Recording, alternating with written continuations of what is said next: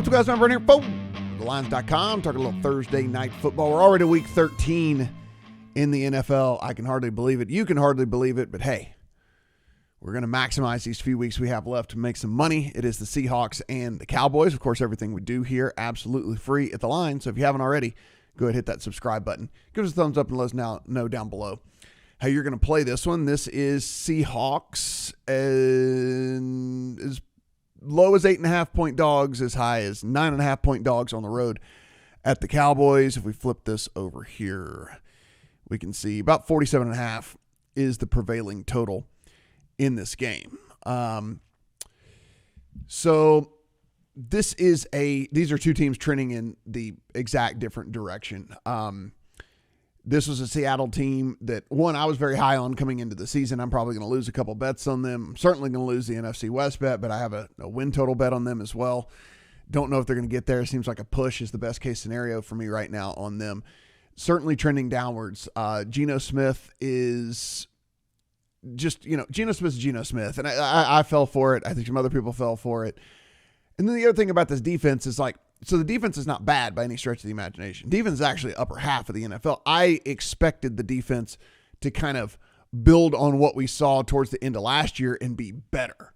And really, they just aren't better. They're kind of the same. And so that's not bad, but it's not what, all the pieces that came into play for me, which I thought was going to take this team maybe to the next level. And now you got Geno coming into this one, not only struggling a ton, turning the ball over all over the place, but now he's got an arm injury, and it's an injury that, he was able to come back in and gut out the last series, but he had to miss a couple series. So it's not a good situation here for Seattle, in my personal opinion. And then you have Dallas, who is, all the way up to number 3 in my power ratings, and, again, heading in the opposite direction of where the Seahawks are. I mean, Seahawks are down at, 12, 13, 14 range right now, where they were up in the top 8 towards the beginning of the season. So pretty big fallers against pretty big risers in this one. And I'll scroll down here. You can read some of the preview. But guys, this is just a fantastic teaser leg on the Cowboys. I mean, sitting here at 8.5, getting this thing down to 2.5 is just absolutely fantastic. If I was playing this, the only way I would play it would be Cowboys, but we don't have to this week because there's a couple of excellent teaser leg partners, a couple of other, dance partners here for this one that it just makes too much sense. The Cowboys blow out weaker opponents. It's been a thing they've done all year long. Seattle, in my opinion, weaker opponent in this with a beat up quarterback that's coming in. And then further, you also look and the only reason I can't leave 8.5 is Cowboys, they have a very long track record at this point.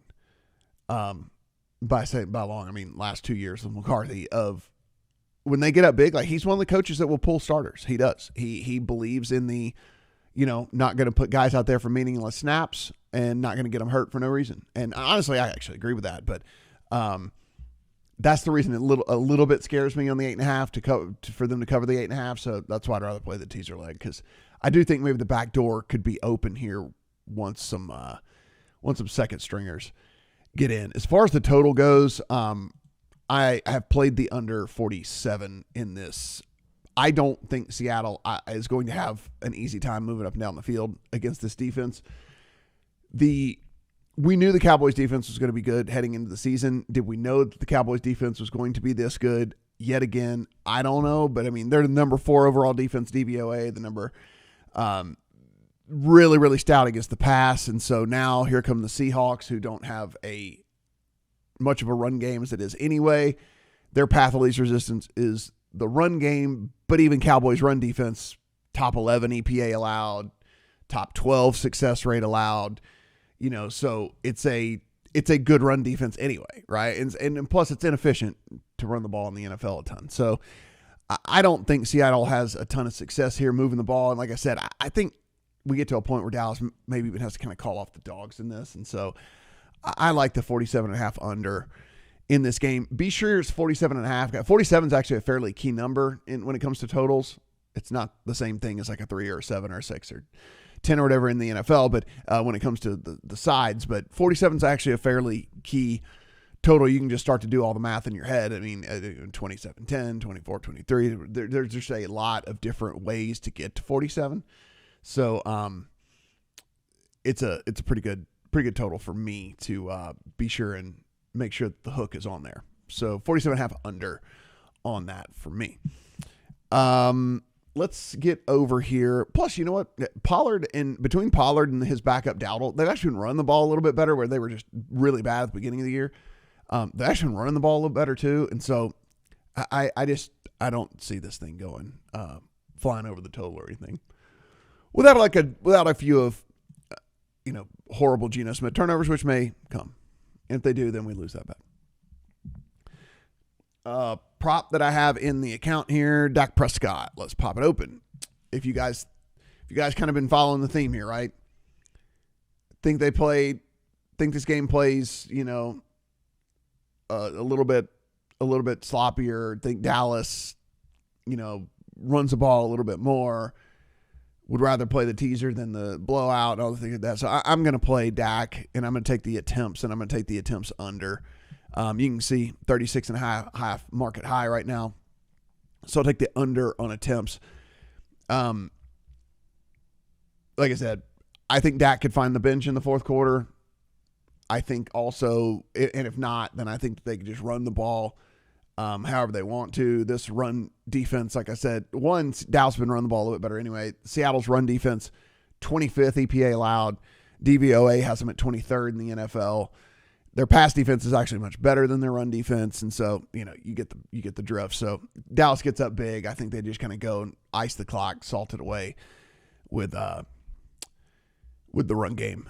So under 36.5 pass attempts on a couple of different, on a couple of different reasons. Like I said, Dallas salting away the clock, and then also I think Dak could be on the sideline for the second half of the fourth quarter in this, and that's very valuable when we're looking at an under of 36.5 pass attempts.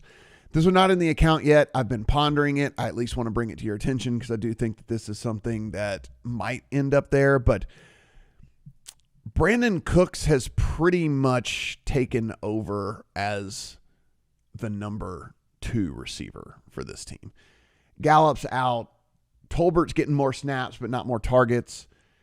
It's pretty much Cooks as the number 2 guy.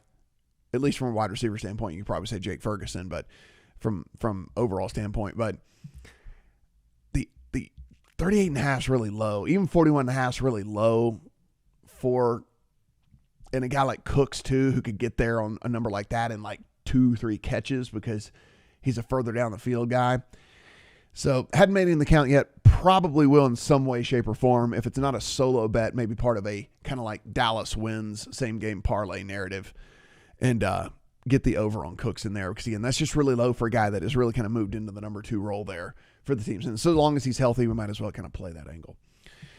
So that's where I'm at, guys. Dallas teaser leg, under 47.5. Dak on the attempts under.